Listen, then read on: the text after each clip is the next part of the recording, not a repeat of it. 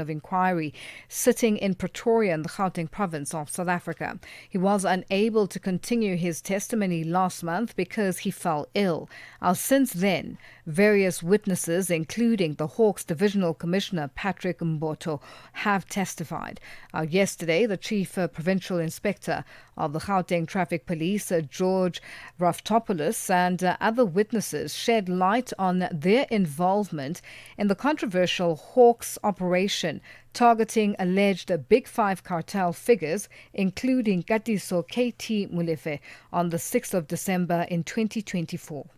Now, to give us more analysis, we are joined by Tebogo Khaas, a founder and chairperson of Public Interest South Africa. Tebogo, good afternoon, and thank you for joining us on Africa Update. Good afternoon, Lulu, and thank you for having me. Now, what is your observation from the evidence, especially pertaining to policing and accountability? Look, what it all boils down to, or what it tells us, is that we are in big trouble insofar as accountability in the policing and criminal justice system is concerned.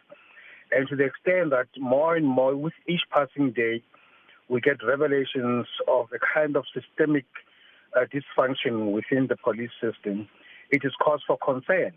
And given the fact that public trust in police is at its lowest, it means things are just going to get worse before they get better. Now, regarding the credibility of the evidence, what have you made of it? We've seen the different witnesses coming in, over the past couple of weeks, and yesterday there were a number of them in the same day. But everything that is brought to the fore is quite explosive and shocking to everyone. No, quite honestly, you're raising a very important question, because that links also, again, the credibility links to public trust. If you can have a senior police officer heading a unit of tactical operations management, something like the TOMS, within the Hawks, such as Brigadier Mokwena, come and give evidence that seems to be weak at best, and and outright lies at best, it gives cause for concern, because it also it's comforting to see that you do also have upright men and women in blue who seem to be able to speak truth, no matter how difficult that may be and how career limiting that may very well portend for them.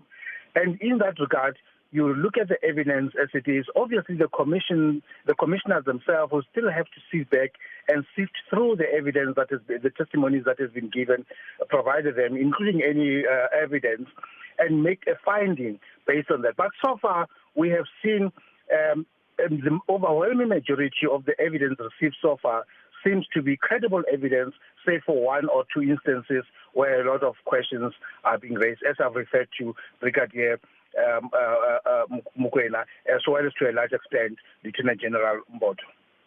Just speaking of Lieutenant General Mboth, I don't know whether you picked this up, but I think a lot of us did. When he was asked a direct question about interference by the Hawks when they hung around at that property in Sandhurst last year on the 6th of December. And he was asked a direct question whether the hanging around of the Hawks, who were there, made it difficult for the SAPs who were also there doing their work, whether it was interference. And he went round and round without giving a response, and eventually one of the commissioners reminded him at the end that you actually didn't answer that question. Can you answer it? Was it interference? And he did not say yes, but he accepted that it was in a roundabout way. In a long-winded manner, Yeah. It had been difficult to actually extract straightforward answers, which in most instances would require a yes or no response.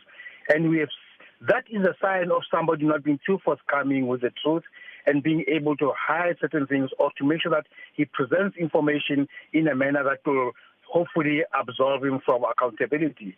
And I think the commissioners could see through it all. They may not have exposed him openly or embarrassingly, but he has embarrassed himself by the long-winded answers he's given, and also not saying the obvious, because if you recall very well, Lulu, one of the answers he gave was that they were only there to surveil the place, just to check it out. But how can you check it out under circumstances where you also have just told the commission that there are instances where people who pretend to be the hawks of the police end up, it could be union police, but not on a legitimate police or official, work. And yet, you cannot then want us to believe you that your intentions were that to actually check to see that an official or a police work has been done, because he stopped short of even insisting on the actual docket case numbers or what exactly is the matter, if they've got a J51 or a J50 in possession. And you could see that in a way, those are the guilty signs of somebody who feels guilty, that in actual fact, he is now being exposed for having a close relationship with one or two individuals who are closer to the fire, including in this instance, Mr. Mthethwa. So you can see that even with bare denials about any relationship with Mthethwa, left a lot more questions than answers. Another big issue is the oversight bodies being implicated. That is something very jarring, because if you look at it, you ask yourself, who looks after those who are supposed to look after us? And if those who are supposed to look after those who look after us are themselves found wanting, it just cause for grave concern. I mean, IPIT has been exposed as having been implicated in some of the shenanigans between various sections in the police. I mean, if you look at in recent years or in recent months, there are attempts at investigating Mkhwanazi, Lieutenant General Mkhwanazi, which were exposed as a witch hunt or as a manner of trying to fight internal battles, and they actually abandoned that because they were exposed of it. And President Mkhwanazi's intervention with regards to the arrest of a correctional services officer somewhere in KZN. And you ask yourself, what role should the IPIT be playing in instances where its credibility itself is on the line? And then you take again the parliamentary committees itself. I mean, in February, Mkhwanazi first raised these issues with the parliamentary committee, which failed to act. It was only after he had gone and held that July 6th media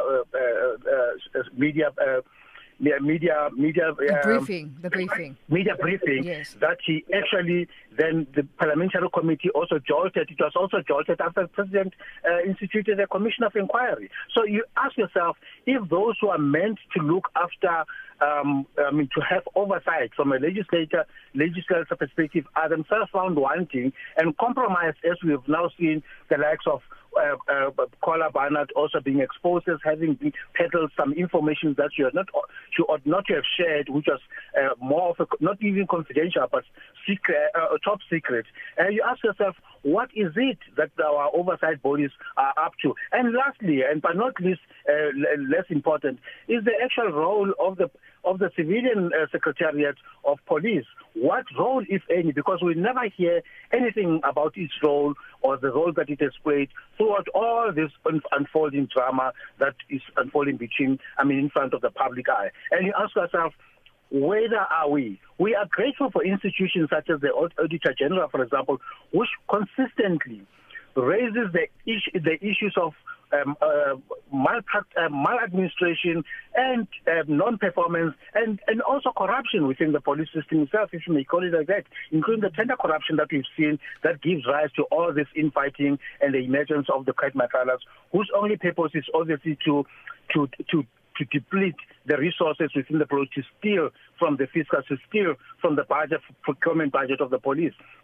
And that is where some of the senior police officials get themselves implicated, as it has now been the case with Deputy National Commissioner Sibiya, who's been implicated for having been benefited from Matala's business with a certain amount of money being he would allegedly demand from them to be deposited, given to him. So you ask yourself, what is it if all now the oversight bodies are as compromised as you've rightly exposed them, as you've rightly mentioned? And secondly, we ask ourselves, what is there the public to turn to, given the fact that even the public faith or trust in the police itself is at its lowest? Another interesting fact that might come out at some point is the NPA head, Shamila Batoyi.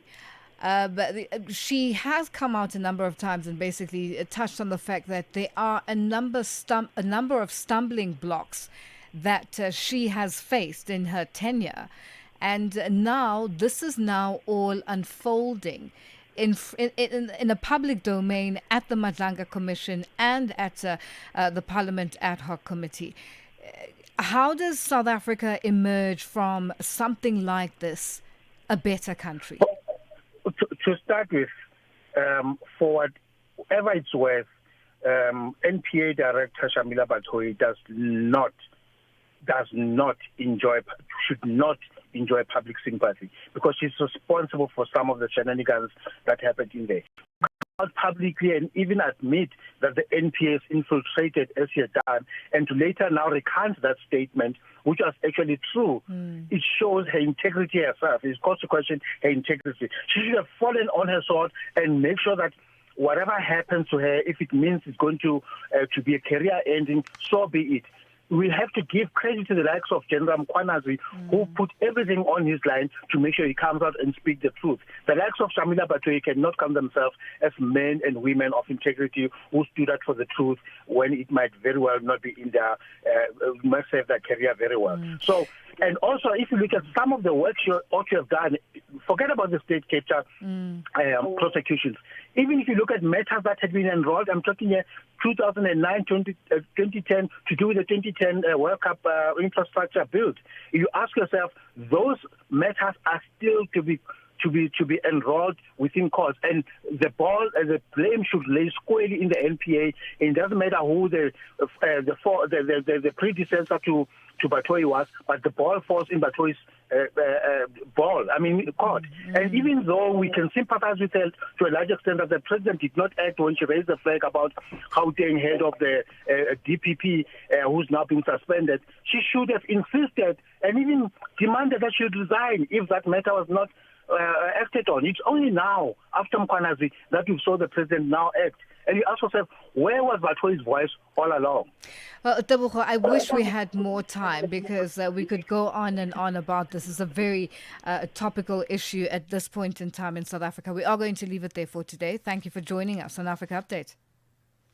That's Tebogo Khaas, founder and chairperson of Public Interest SA, joining us on the line.